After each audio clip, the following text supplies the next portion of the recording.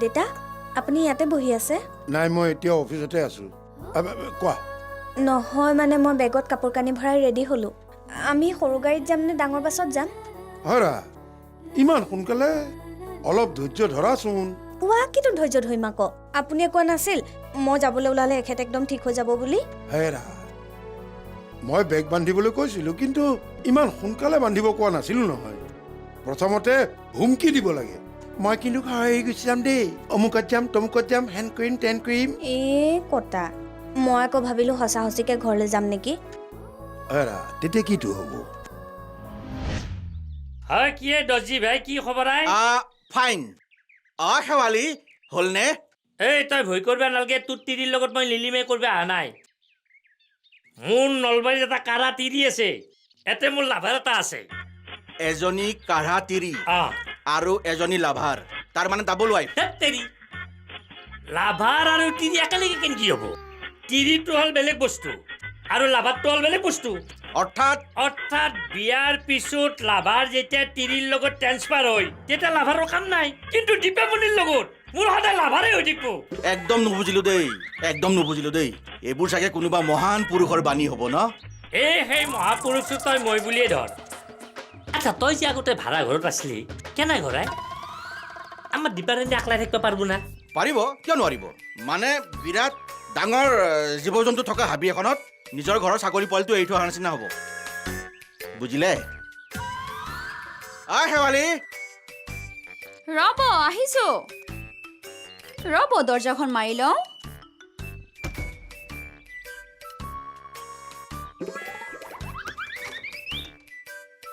বলক। এয়া মোৰ শ্ৰীমতী শেৱালি দেৱী। মই চিনি পাওঁতো। নাপায়, আপুনি এক চিনি পায়, কিন্তু মোৰ পত্নীক চিনি নাপায়। এই যা বল। দাখন নালাগে, কাণ্ট্ৰলিৰ চৰি হ'ব। হয় নেকি? তই আগে আগে যা, মই পিছে পিছে গৈ থাকিম। এৰি কি ভেবালিকে চাই আছে? আগতে তিৰি দেখা নাই, বাই বুলি কওঁ। বাই দাদা। বাই। বলক। তই আগে আগে যা।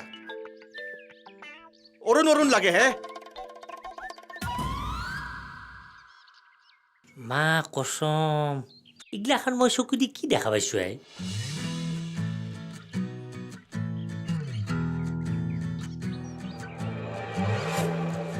মোন ৰ'বাচোন।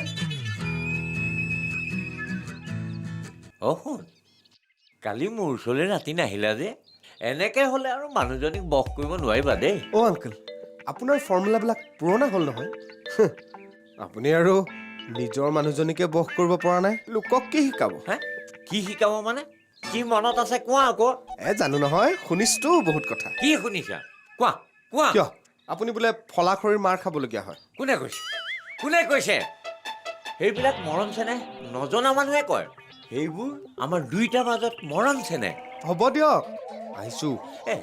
ৰ'বা, আহিলে ক'ৰ পৰা? এই ফুকন আংকলৰ ঘৰৰ পৰা। ফুকন আংকুলৰ ঘৰৰ পৰা? কেলে গৈছিলা? মৰিব খুজিছা? মই হেন মানুহ দুটা পাত্তা পোৱা নাই। গৈছো আকৌ, মইতো একো বেয়া দেখা নাই। আজিও যাম, আজি গধূলি গৈয়ে আছো এনেও। ফুকনৰ ঘৰলৈ গৈছে? ইয়াক কোনে নিলে? ঔষধ যোগাৰ কৰিছে যেনেই পাওঁ। নাই কাকুতিক মই খবৰটো দিব লাগিব।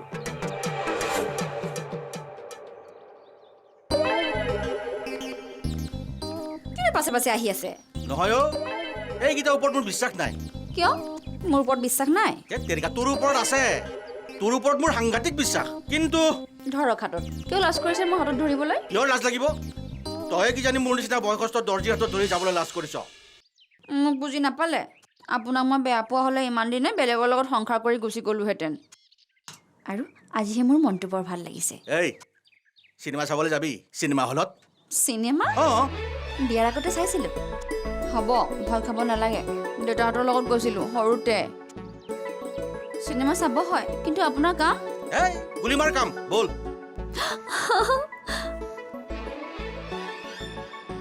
কি চাই আছেনো?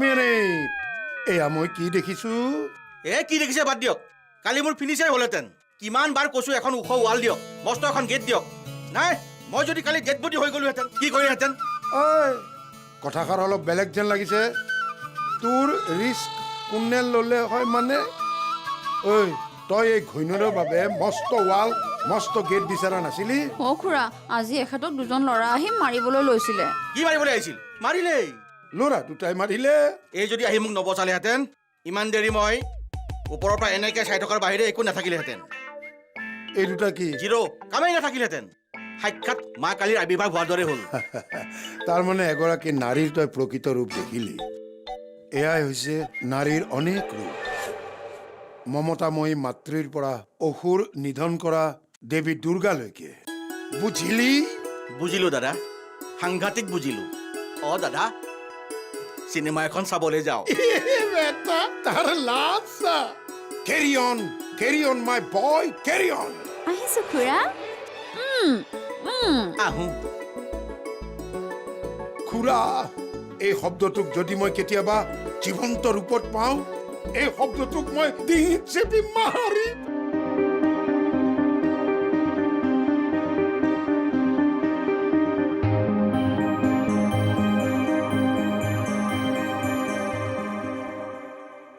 हम दिल दे चुके सनम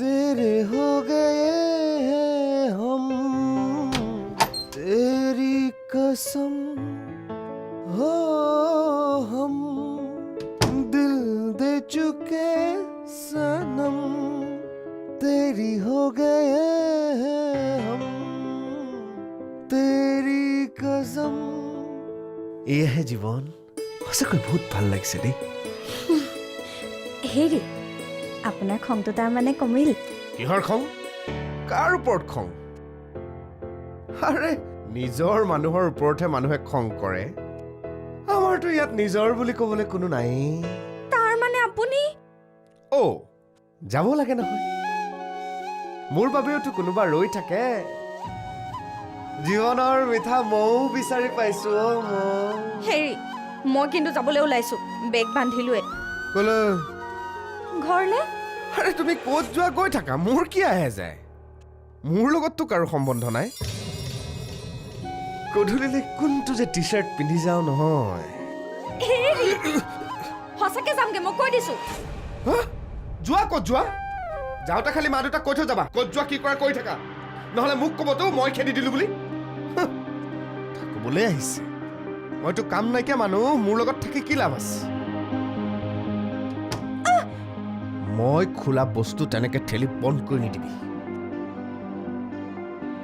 কোনটো যে টি চাৰ্ট পিন্ধি গ'লে আজি ভাল লাগিব কোনটো টি চাৰ্ট পিন্ধি গ'লে তাই ভাল দেখিব য়েছ এইটো টি চাৰ্টেই ভাল লাগিব এইটো পিন্ধি যাম তেৰি মেৰি মেৰি তেৰি তেৰি মেৰি কাহানী বাকীডোখৰ নাজানো কাৰণে নাগালো ফটো আমিবোৰ বেছি হৈছে দেই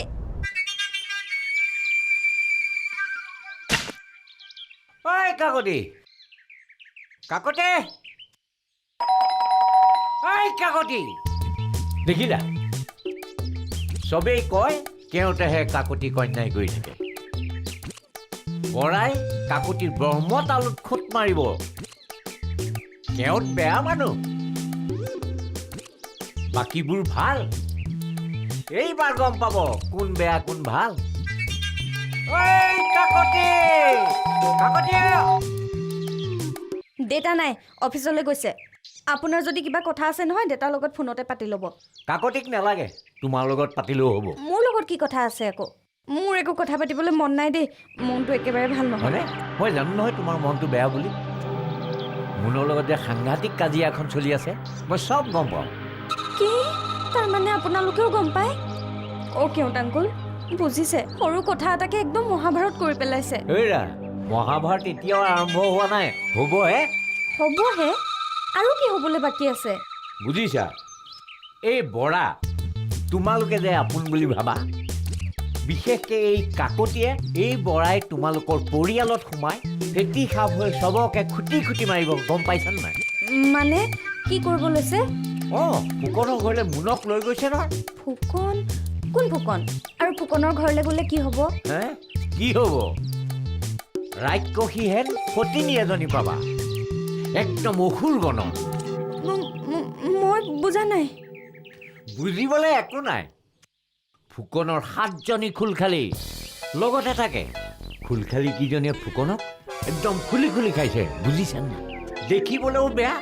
তাৰে 2জনীক বিয়া পতা বুঢ়া 2জনলৈ চক্ৰান্ত কৰি দিলে, আৰু 5জনী আছে। এতিয়া ডেকা ল'ৰা বুঢ়া ল'ৰা চাবলৈ নাই, যাকে পাই তাকে দি দিব। ময়ে ফচো বুলি নাযাওঁ। আংকুল আপুনি আহিছে ন? কিবা কথা পাতি আছে? কথাটি পাতক, মোৰ দৰকাৰ নাই। হেৰি এই গধূলি মই ফুকন আংকুলহঁতৰ ঘৰলৈ যাম। লগ এটা লাগে, যাই যদি ওলাব। এই ৰামুন, যিমান বেয়া ঠাইলৈ লগ ধৰা মই যাম, কিন্তু ফুকনৰ ঘৰলৈ মোক নিনিবা দেই। একদম মৰিয়ে মাৰি ঘোচা মাৰি দিম। আপুনি নাযায় নাই, মই যামেই। আৰে ইমান আদৰ সাদৰ, মানুহ ঘৰত গৈ পোৱাৰ লগে লগে কি খুৱাব কি নোখুৱাব, এই লুচিয়ে খামনে, ক'ত বহুৱাম ক'ত নবহুৱাম এনেকুৱা কৰে। হেৰি, আপুনি কিন্তু নোৱাৰে যাব দেই সেই ফুকন নেকি সেইটো ঘৰলৈ। কোন হয়? আৰু এখেতে মোক এনেকৈ অৰ্ডাৰ দিবলৈ আপুনি শিকাই দিছে নেকি? কি তোমাৰ মানুহজনী আকৌ আছিলে কি এইবিলাক অৰ্ডাৰ দিব, যাকে তাকে মই পাত্তা নিদিম, বুজাই দিব। গধূলিটো কেতিয়াকৈ আহে অ', এতিয়াই যাওঁ যাওঁ লাগিছে। আচ্ছা যাই যদি ক'ব, আহিছো। একদম মই ফাইনেল হৈ গ'লো। মায়াঙৰ পৰা আহুতি আনি ইয়াক খুৱাইছে, ই শেষ হৈ গ'ল। মই একদম বুজি পোৱা নাই কি হৈ গ'ল। বৰ বিষাইছে অ' ছাৰ, শুনিছোঁহে কিন্তু সঠিককৈ ক'ব পৰা নাই। কি শুনিছা? ছাৰ, আপোনাক অফিচৰ পৰা উলিয়াবলৈ ছাপ্লায়াৰবিলাক একগোট হৈছে। আমাৰ অফিচৰ কেইজনমান জড়িত হৈ আছে। তাৰমানে বড়োবাবু? সেইবিলাক ক'ব নোৱাৰোঁ। ডাঙৰ ডাঙৰ বিষয়াও জড়িত হৈ আছে ছাৰ। শুনিছোঁ মন্ত্ৰীক সাক্ষাৎ কৰিব বোলে। ভাল কথা, যদি মন্ত্ৰীয়ে মাতে ময়ো যাম। চৰকাৰখনে কেতিয়াও পতান দিবলৈ, শস্য নোলোৱা বীজ যোগান ধৰিবলৈ কাকো কোৱা নাই। মাজত এচাম মধ্যভোগী আছে, যাক দালাল বুলি কোৱা যায়। সেইবিলাকে কমিশ্যনৰ লোভত এইবোৰ কাম কৰি কৃষকৰ লগতে চৰকাৰখনকো বিপদত পেলায়। চৰকাৰ হ'ল বুলিয়ে প্ৰতিটো বীজ ভাঙি চাব নোৱাৰে নহয়। অৱশ্যে দায়িত্ব চৰকাৰে ল'ব লাগে। ছাৰ, চৰকাৰৰ কথা বাদ দিয়ক, আপুনি আপোনাৰ কথা ভাবক। মোৰ কথা চিন্তা কৰিবলৈ কিটো আছে? চাকৰিৰ বাবেতো মই আৰু হামৰাও কাঢ়ি মৰা নাই, পাবলৈও নাই, কাকো দিবলৈও নাই। অ' ছাৰ, আপোনাক যদি এইটো ডিপাৰ্টমেণ্টৰ পৰা ট্ৰান্সফাৰ দিয়ে মোকো লগতে লৈ যাব দেই। নহ'লে এই মুখাই মোক শান্তিত চাকৰি কৰিবলৈকে নিদিব। মোৰ লগত থাকিলে দেখোন তোমাৰ ক্ষতিয়ে হ'ব। আই মিন টু চে কমিশ্যনবিলাক মাৰা নাযাব। ইয়ে ছাৰ, কিনো কমিশ্যন আৰু কেতিয়াবা 100-200 টকাহে, তাৰ বাহিৰেতো একো নাই। আৰু ছাৰ, সেইকেইটকা পইচা নাপালেও মই চলিব পাৰিম। অঁ, আমি বাহিৰতে কথা পাতি আছোঁ। আহক ভিতৰে আহক। আংকুল, ঘৰত খবৰটো পালে দেই। কেউট আংকুলে গৈ আমাৰ এওঁকে কৈছেগৈ। তাৰমানে আমাৰ ফৰ্মুলাই কামত দিলে। দিছে। এইটো হ'ল এভাৰগ্ৰীণ ফৰ্মুলা, বুজিছা? মই যে তোমাক কৈছিলো মোৰ 7-8 বছৰৰ সংসাৰৰ কাহিনী, এইটো ফৰ্মুলাতে তেওঁক হাতৰ মুঠিলৈ আনিছিলো, বুজিছা? এদিনে ঘৰত দিনে নিশাই বহি দিলো বাপেকে। তাৰপিছত তেওঁ আহি হাতত থাপ মাৰি ধৰি উঠাই লৈ গৈছে। মই আকৌ ফুকনৰ ঘৰলৈ নোৱাৰোঁ কিন্তু দেই যাব। ফুকনৰ ছোৱালীকেইজনীয়ে মোক যেনেকৈহে চাই, মই যেন ওলমাই থোৱা তন্দুৰী চিকেনটোহে মোক যেন চুবাই খাব। হ'ব, নালাগে চাব, নালাগে যাব। তোমাৰ ক্ষেত্ৰত মই এইটো অন্যায় কৰিব নোৱাৰো নহয়। আমাৰ এই মাছিল ঘৰত খবৰটো পেলালো, বাছ হৈ গ'ল। ঠিক আছে, এতিয়া মই আহোঁ। সন্ধিয়া আহিবা, ঘৰত ভাত খাজ মোৰ ঘৰত বহি খাবা। সন্ধিয়া মানে মই ভাতে খাম আকৌ, মই বেলেগ বস্তু নাখাওঁ, সন্ধিয়া বেয়া পায়। তাৰ মানে এতিয়াও সন্ধ্যাৰ প্ৰতি মৰমকণ আছে। হ'ব দিয়া, লাজ কৰিব নালাগে, আহিবা সন্ধিয়া। মৰম থাকিলে কিডাল হ'ব, সেইকণ মৰমক বুজিওতো পাব লাগিব। এইবাৰ নেৰিছো। ভৰিত পৰি কান্দি মৰিলেও নেৰো কম দুখ পাইছোঁ মই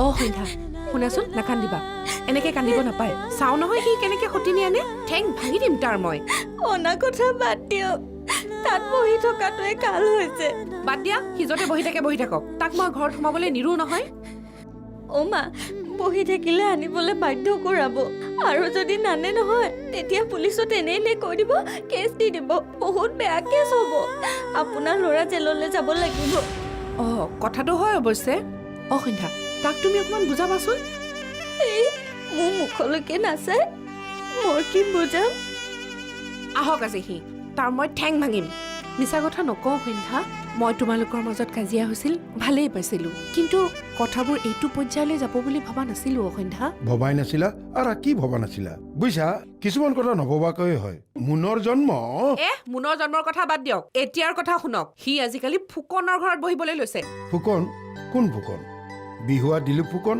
নহয় কোন ফুকন ফুকন ছাৰৰ তাত যদি বহিছে ভালেই হৈছে দুই এটা অসমীয়া সাহিত্যৰ বিষয়ে জানিব পাৰিব ইন্দ্ৰকমল ফুকনৰ ঘৰত যদি বহিছে অন্ততঃ অসমীয়া ভাষাটো ভালদৰে লিখিব পাৰিব অ' দেতা সেই ফুকন নহয় 7জনী যে খোলালি আছে সেই ফুকনৰ ঘৰত বহিছে আচ্ছা হাতী মিনিং সেই ফুকনৰ তাত সেই ঘৰৰ আগেদি মতা মানুহ পাৰ হৈ যাবলৈ ভয় কৰে হাৰা তাৰ মতি ভ্ৰম হৈছে নেকি অ' দেতা নহ'লে এটা কাম কৰোঁ যেনে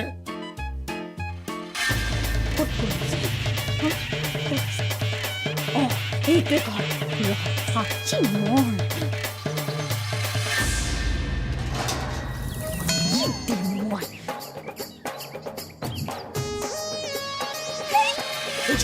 ঘৰত কোন সোমাই নিজৰ মানুহজনী থাকোঁতে আনৰ ঘৰত জুপ লৈ থাকিবলৈ লাজ লগা নাই ওলাই আহক বুলি কৈছে নাই কোনে